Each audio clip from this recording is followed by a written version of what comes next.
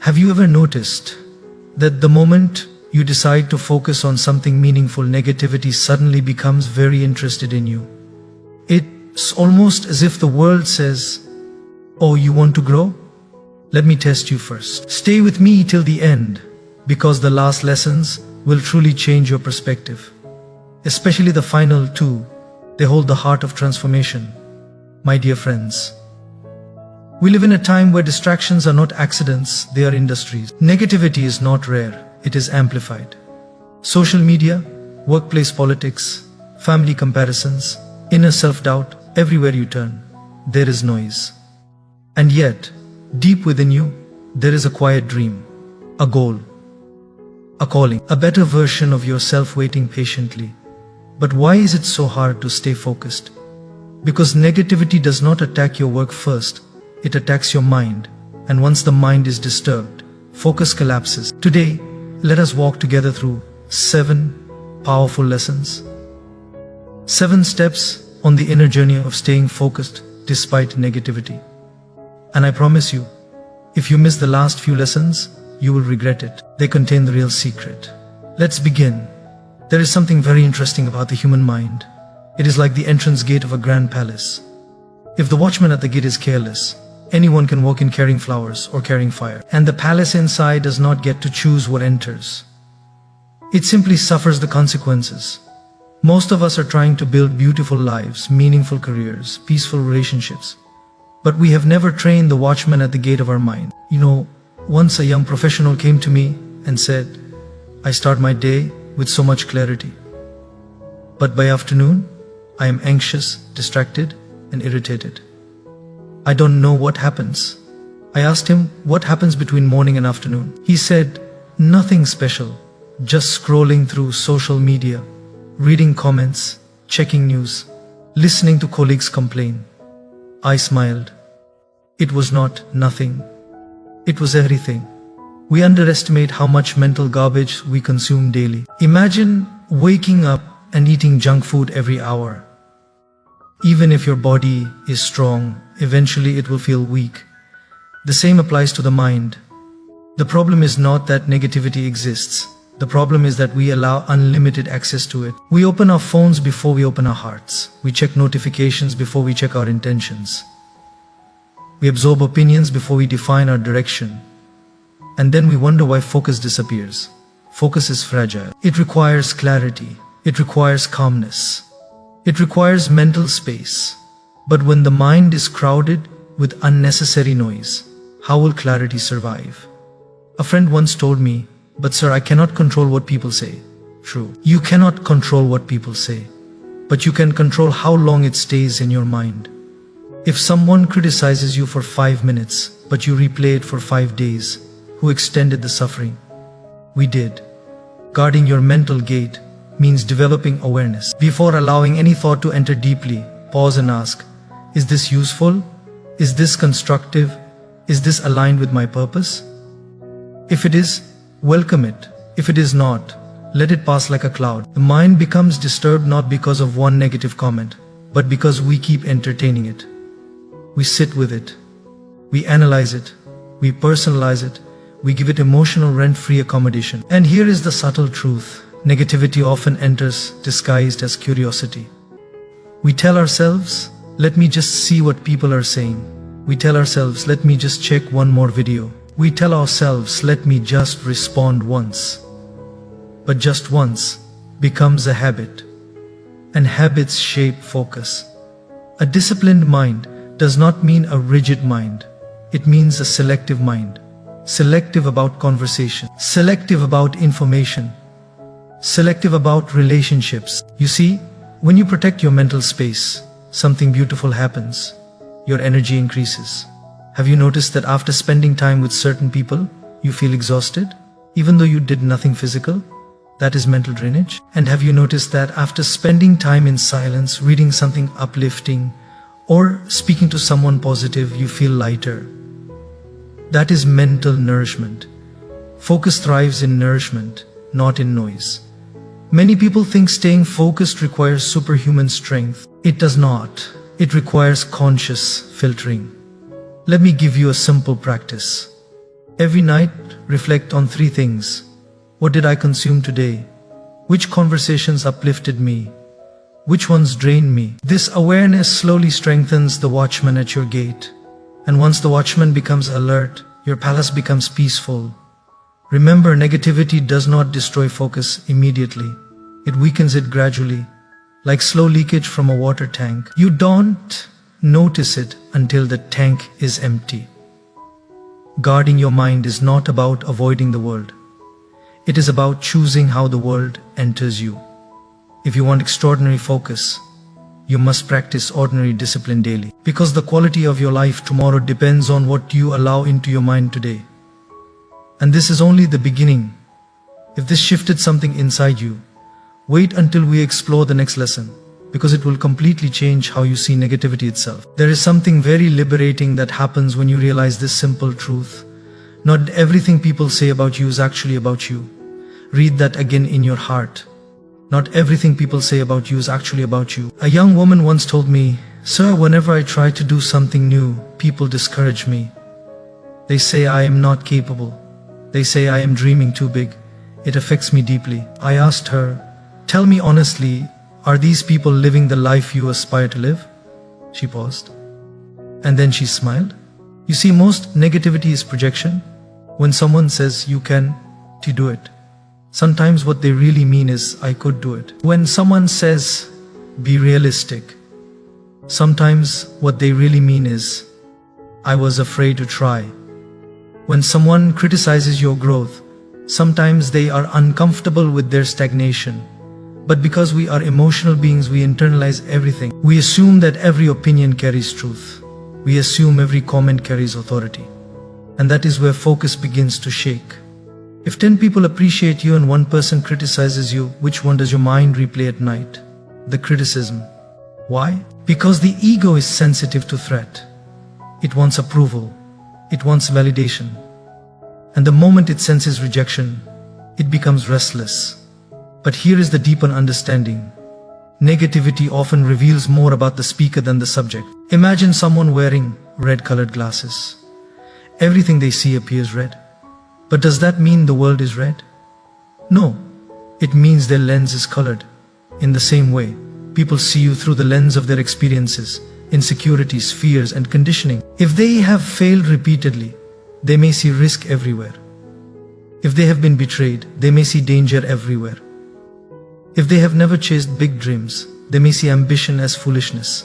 And if you take their lens and wear it, you will start doubting your own vision. That is how focus collapses, not because you are incapable, but because you borrowed someone else's sphere. Now, this does not mean you ignore all criticism. That would be arrogance. There is a difference between constructive feedback and emotional projection. Constructive feedback is specific. It is calm. It is solution-oriented. Projection is vague. It is emotional. It is discouraging.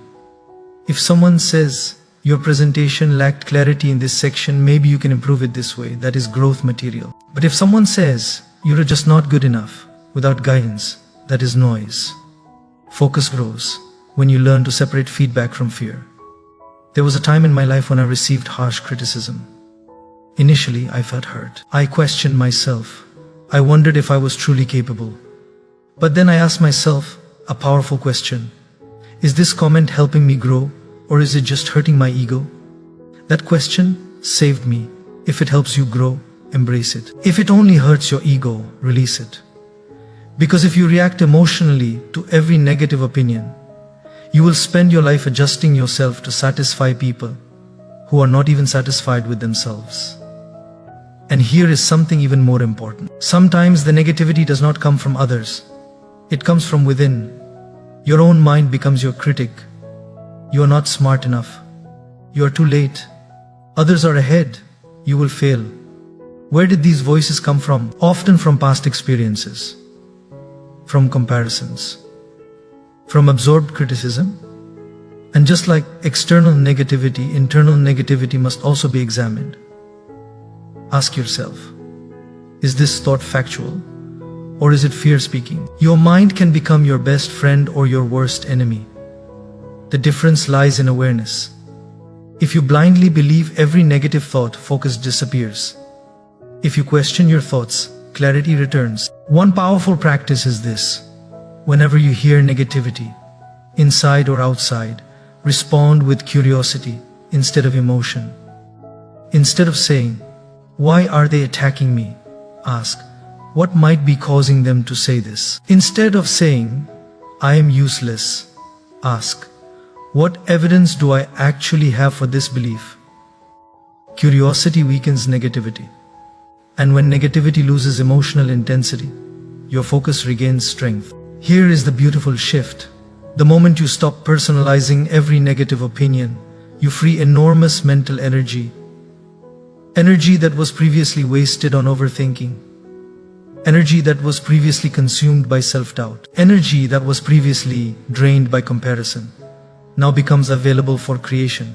And that is powerful, because focused people are not those who never face negativity. They are those who refuse to internalize it blindly. Remember this gently but firmly. You are not defined by someone else's limited perception of you. You are not limited by someone else's fear.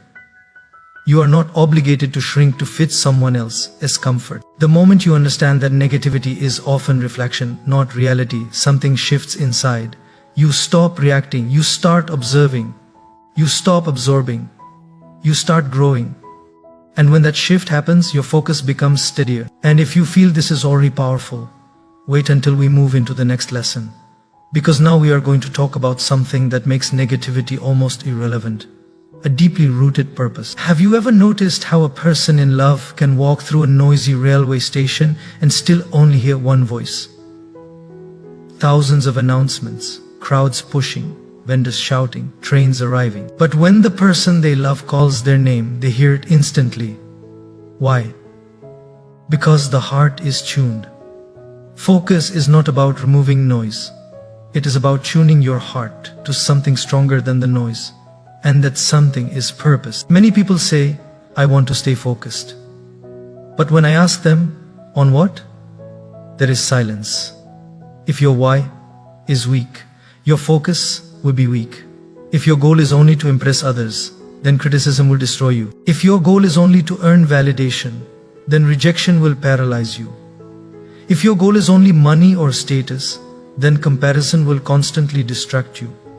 But when your goal is connected to contribution, when your work aligns with your values, when your effort feels meaningful beyond applause, then something powerful happens. Negativity loses its volume. Let me tell you a simple story. There was a mother cooking in the kitchen. Suddenly outside her house, two neighbors began arguing loudly. Voices were raised. Accusations were flying. It was chaotic. But inside the house, her baby started crying. Now tell me, where did her attention go? To the argument or to the child? To the child. Because purpose determines priority. When something truly matters to you, distraction weakens automatically. And this is where many of us struggle. We are trying to stay focused on goals that we are not emotionally connected to. We choose careers because of pressure.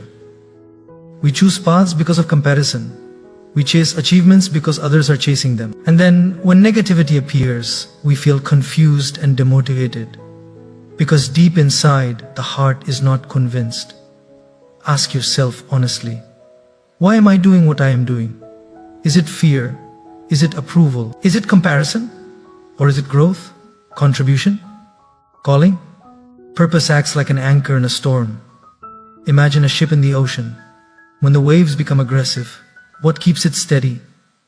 The anchor. If the ship has no anchor, even small waves can push it far away. In life, negativity is the wave. Purpose is the anchor.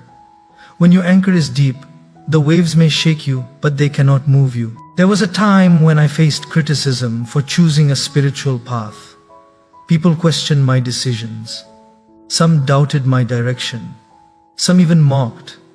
If my choice had been based on popularity, I would have given up. But my choice was based on conviction. And conviction gives courage. When you know why you are walking a path, the stones on the road become manageable. Without purpose, every small comment feels heavy. With purpose, even big criticism feels light. Now here is something very important. Purpose is not always dramatic. It doesn't have to be changing the world. It can be simple. I want to become financially stable so my parents can rest. I want to master my skill so I can serve better. I want to grow so I can break unhealthy patterns. Clarity is more important than size. And once clarity comes, focus becomes natural. Have you seen how children can play a video game for hours without distraction? Because they are fully engaged. But ask them to study something they don't care about, and suddenly everything becomes distracting. Purpose fuels engagement, and engagement fuels focus. If you want to test your purpose, ask yourself, would I still do this if no one applauded me? Would I still pursue this if social media did not exist? Would I still walk this path even if it is slow? If the answer is yes, you have found something meaningful. And when you find something meaningful, negativity becomes background noise. It may still exist. It may still try to disturb you, but it will not control you, because your eyes are fixed on something greater. Let me share a powerful reflection. When a mountain climber is ascending, the path is difficult. There are stones, cold winds, and exhaustion. But the climber does not keep looking at the valley. He keeps looking at the peak. Why? Because vision shapes endurance. If you keep looking at negativity, you will feel tired. If you keep looking at purpose, you will feel driven. Focus is not forced. It is inspired. An inspired focus is unshakable. So today, don't just ask, how do I stay focused? Ask, why do I want this? Because when your why becomes strong, your how becomes clear. And if you feel this is powerful, wait. Because now we are going to explore something even more practical. What happens on days when purpose is clear, but emotion is weak? Now we enter a space where most people struggle, but very few are willing to admit it. You can have a clear purpose. You can understand that negativity is projection. You can guard your mental gate. And still, some days you just don't feel like doing the work. That is where everything collapses for many people. Because they believe focus is an emotional state. But focus is not an emotion. It is a commitment. Let me ask you something honestly. Have you ever said, I am just not in the mood today. I don't feel motivated. I'll start when I feel better. And then that better day keeps moving further away. We have been conditioned to worship emotion. If we feel inspired, we act. If we feel discouraged, we stop. But emotions are like weather. One day sunny, one day cloudy, one day stormy. Imagine a farmer who says, I will only water my crops on sunny days when I feel positive. What will happen to the crops? They will die. Discipline is watering the crops, regardless of the weather. There was an athlete who once said, on days I feel motivated, I train. On days I don't feel motivated, I train harder. That is mastery. Because motivation is unreliable. Discipline is dependable. Negativity directly attacks your emotions. Someone criticizes you, your mood drops. You compare yourself, your confidence dips. You scroll too much, your energy drains. If your focus depends on how you feel in that moment, negativity wins. But when your focus depends on a routine, negativity becomes irrelevant. I once met a student preparing for competitive exams. He told me, Sir, sometimes I feel very confident. I study 10 hours. But sometimes I feel low because of what others say, and then I don't study at all. I asked him gently, is your exam going to check your feelings or your preparation? He laughed, but he understood. Life rewards consistency, not mood swings. Discipline is not harshness. It is self-respect. When you show up for your goals even when you don't feel like it, you are telling yourself, my dreams are bigger than my emotions. And that builds inner strength. Let's look at something practical. Imagine you commit to waking up at 6 a.m. daily. Day 1, you feel inspired. Day 2, still excited. Day 5, slightly tired. Day 10, no motivation at all. At that moment, two identities are fighting inside you. One says, sleep more. You deserve comfort. The other says, wake up, you deserve growth. Who wins? The one you feed consistently. Every time you choose discipline over comfort, you strengthen your future self, and something beautiful happens. You start trusting yourself. Many people struggle with focus because they don't trust their own commitment. They have broken promises to themselves too many times. I'll start tomorrow. I'll stop this habit. I'll be consistent. And when tomorrow comes, emotion changes and the promise disappears. But discipline rebuilds self-trust. When you act regardless of emotional turbulence, your mind slowly understands.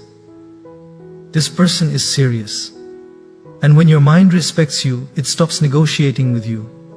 Now here, something deeper. Discipline reduces overthinking. When your schedule is clear, your mind has less room to wander into negativity.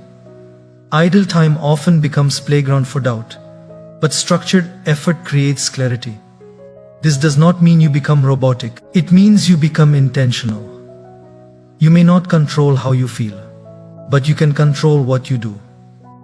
And action influences emotion more than emotion influences action. Sometimes we wait to feel confident before taking action, but confidence often comes after action. The first gym session feels uncomfortable. The first public speech feels scary. The first step toward your dream feels uncertain. But after showing up repeatedly, fear reduces. Negativity loses its power when you refuse to pause your growth for it. Let me share a simple formula. Mood says maybe later. Discipline says now. Mood asks, what if I fail? Discipline says, what if I grow? Mood reacts. Discipline responds. If you want to stay focused despite negativity, build systems. Set working hours.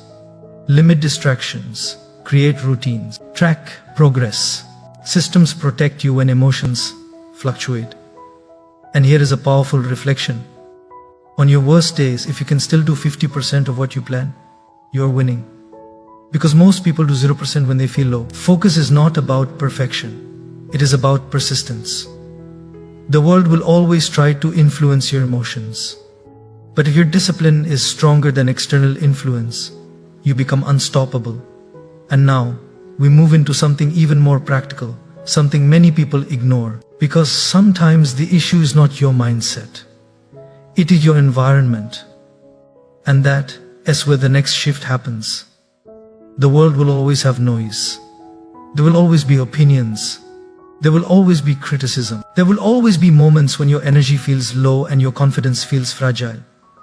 But here is the timeless truth.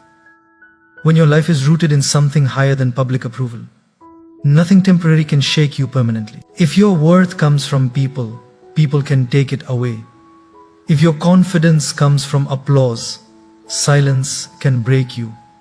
But if your strength comes from faith, from knowing that you are guided, supported, and created with purpose, then negativity becomes small, very small. You are not here to impress everyone.